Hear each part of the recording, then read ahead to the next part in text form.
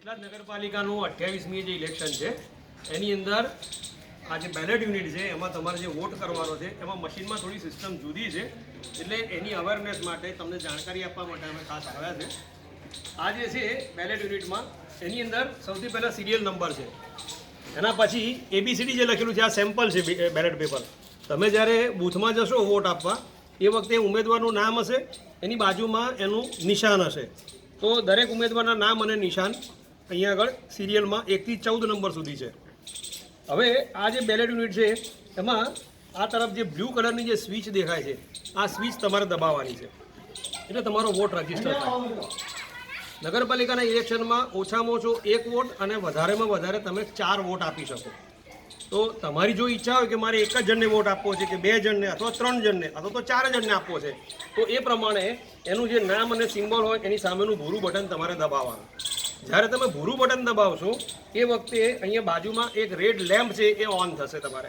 તો અહીંયા હું સૌથી પહેલાં એક સેમ્પલ વોટ નાખું છું કે 1 નંબર પરનું જો બટન દબાવું છું તો અહીંયા રેડ લાઇટ આવે છે, લાલ લાઇટ. આ ચેક કરી લેવાની, લાલ લાઇટ આવે પછી જ નેક્સ્ટ બટન પર તમારે જવાનું. પછી ધારો કે મારે 5 નંબરને વોટ આપવો છે તો હું 5 નંબરનું બટન દબાવું છું તો અહીંયા રેડ લાઇટ આવે છે.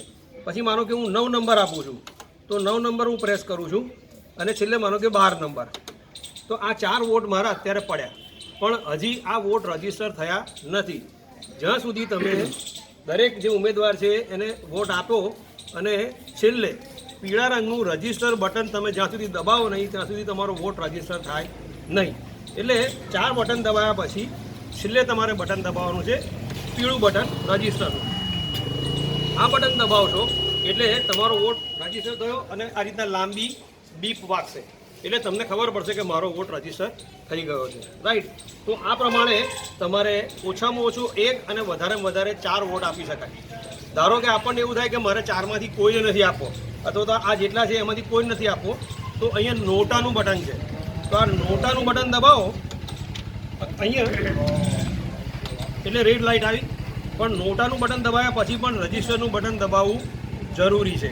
તો હું રજીસ્ટર બટન દબાવું છું તો ફરી પાછી બીપ વાગી છે. નોટા દબાવ્યા પછી તમે કોઈ પણ ભૂરી સ્વિચ દબાવશો તો કોઈ પણ જગ્યાએ તમે વોટ આપી શકશો નહીં, કારણ કે તમે નોટા એટલે મારે કોઈને વોટ નથી આપવો એવું સિલેક્ટ કર્યું છે. બરાબર. હવે માનો કે મારે કોઈ પણ 4ને બદલે 2 જણને વોટ આપવા છે તો હું કોઈ પણ 2 જણને વોટ આપું છું, પછી મારે નથી આપવું, દેટ્સ ફાઇન. તો 2 સિલેક્ટ કર્યા પછી રજીસ્ટર તો છેલ્લે દબાવવાનું, તો જ તમારો વોટ રજીસ્ટર થાય. રાઈટ.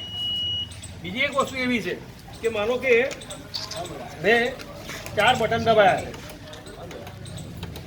અને પછી મને એવું થયું કે મારાથી આ બટન ખોટું દબાઈ ગયું છે, ભૂલથી મારે આને નહોતો આપવાનો, એની ઉપરવાળું બટન દબાવવાનું હતું. તો જે બટન તમે ભૂલથી દબાવ્યું છે એ બટન તમે ફરી વખત દબાવો એટલે લાઇટ બંધ થઈ જશે. બરાબર. એટલે એ કેન્સલ થઈ ગયું અને મારે એની ઉપરનું દબાવવું છે તો હું આને વોટ આપું છું, તો ફરી પાછા 4 થઈ ગયા. પણ માનો કે તમે ભૂલથી 4ને બદલે 5 બટન દબાવો, માનો કે આ 5મું દબાવવા જઈશ તો એ 5મું બટન દબાશે નહીં, કારણ કે મેક્સિમમ કેટલા અપાય? 4 વોટ અપાય. તો આ રીતના 4 વોટ તમે આપી અને પછી છેલ્લે રજીસ્ટર કરશો એટલે આ બીપ વાગશે અને બીપ વાગે પછી જ તમારે બૂથમાંથી બહાર આવવાનું રહેશે, ત્યાં સુધી બહાર નીકળવાનું નહીં. એટલે ખાસ ધ્યાન રાખજો, આ ચૂંટણીની અંદર રજીસ્ટરનું બટન જે એડ થયેલું છે એ દબાવ્યા વગર તમારા જે બૂથ છે મતદારનું એમાંથી બહાર નીકળવાનું નથી, નહીં તો તમારો વોટ રદ જશે. રાઈટ. બીજા કોઈનો કોઈ પ્રશ્ન હોય તો ખાલી મને પૂછી લો, આના સંબંધી કોઈને કંઈક જાણવું હોય તો. સિસ્ટમ